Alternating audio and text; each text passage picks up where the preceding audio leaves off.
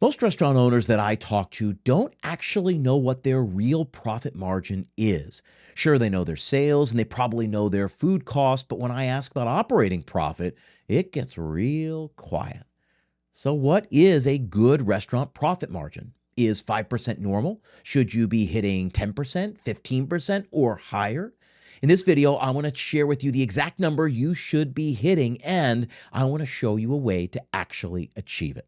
If you don't know me, my name is Chip Close. I'm the founder and CEO of Restaurant Strategy. So I host the Restaurant Strategy podcast. As of the date of this recording, over 530 episodes of that show. I also host a coaching program called the P3 Mastermind, where I work with hundreds of restaurant owners to help them increase the profitability of their restaurants. It comes down to helping them make more so they can work less. You clicked on this video because you want to better understand the profit margins in the industry. Here is the number. If you run a full service restaurant in America, the number is 20%. You should be targeting 20% profit every single month. And if you run a fast casual or quick service concept, that number is 25%. Now, there are ways that we've gotten here, but mostly what you need to understand is that this industry is hard. What you do is too important and too difficult to not make money doing it. Why would you work so hard to just make pennies on the dollar? What you have to understand is that I talk a lot about profit, and profit means different things to different people. So I want to know if you see yourself in any of these scenarios.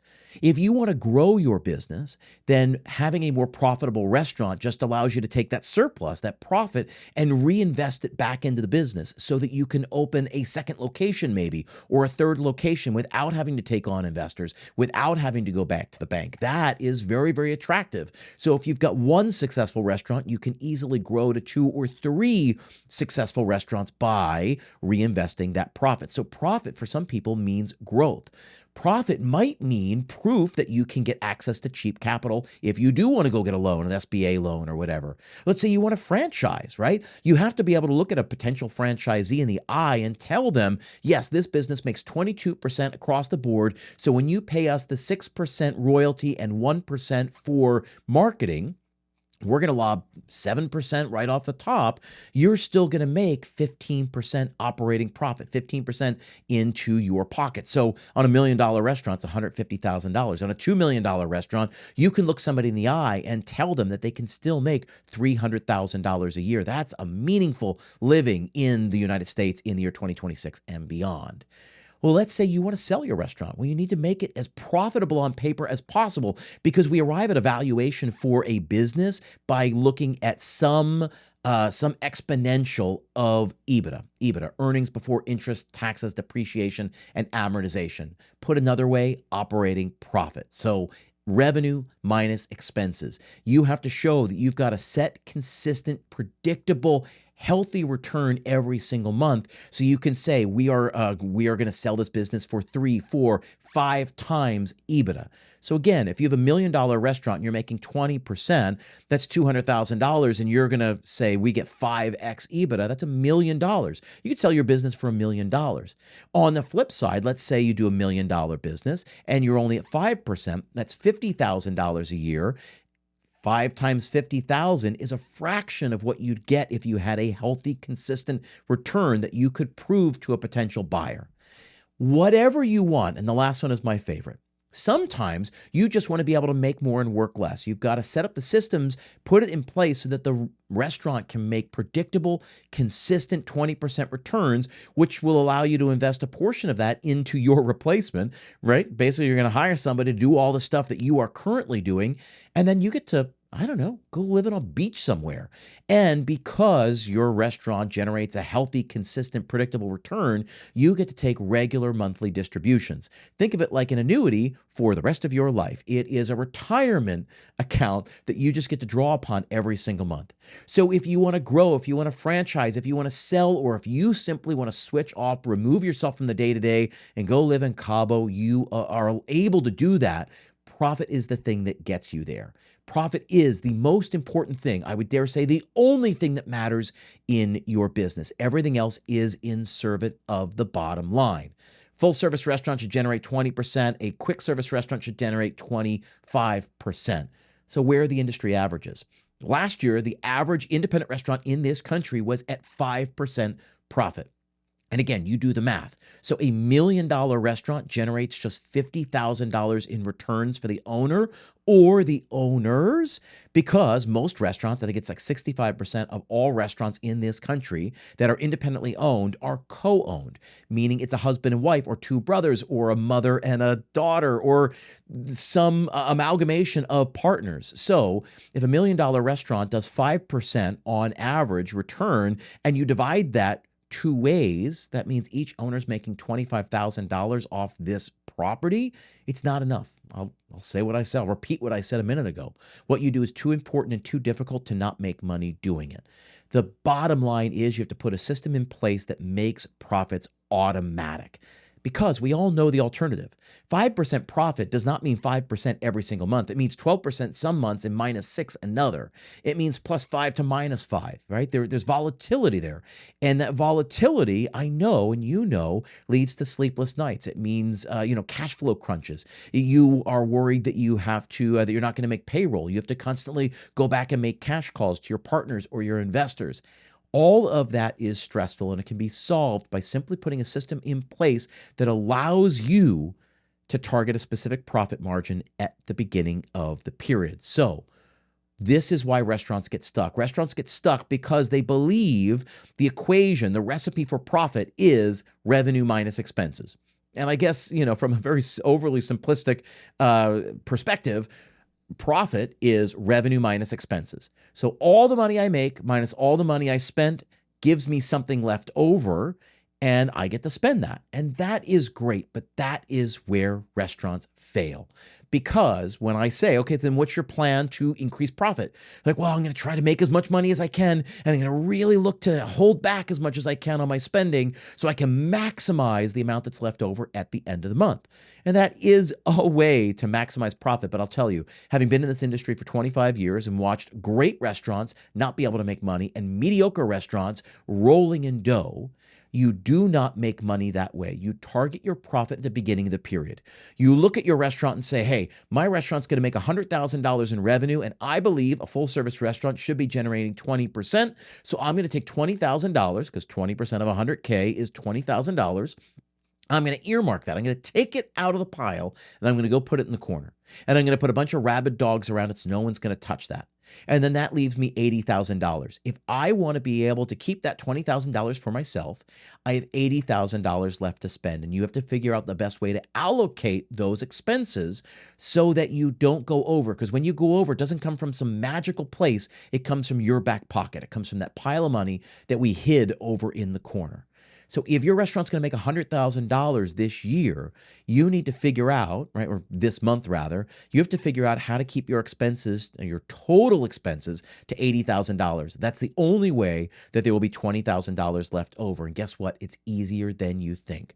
So let's get into it. Let's talk about a way to actually do it. There are three things I want to introduce you to, three ways that most restaurants totally screw up. They get this wrong. And once you figure this out, you are going to be miles ahead of your competition. You look at the restaurants next to you, you will be crushing them, blowing them out of the water. Number one thing is revenue management. This is what all groups and chains, so any of the corporate giants that you see, Olive Garden, Chili's, Applebee's, Red Robin, whatever it is, they do revenue management. They have revenue management dialed in. This is one way, and it's not hard to do it. When you manage your revenue, it basically says, I need to hit a certain revenue number this month, right? It's predicting the future, but then it's putting something in place, a plan, a system, a strategy for actually hitting that number. Now, hopefully you've got historical data. You can look, right? So we're heading into April, let's say. You can look and see what you did last April. You can see what you did the April before. You can look at your March numbers and compare them to last March's numbers. Are you trending up, down, flat? What does all of that tell you about what April could be? You set a forecast, and then you set targets for your business. Meaning, I think I'm going to do $100,000 in the month of April. Well, how much then do I have to generate on the 1st, the 2nd, the 3rd, the 4th, the 5th, the 6th? Every single day, you break it down to a smaller component. So how much revenue do you need to generate, or can you reasonably expect to generate on the 1st, 2nd, 3rd, 4th, 5th, 6th, 7th? All of that should add up to the number you've targeted, in this case, $100,000. That is how you manage revenue. And we do this a lot in the P3 Mastermind. We use something called the P3 scorecard. So everybody in the program is given this tool and then they're taught how to use it.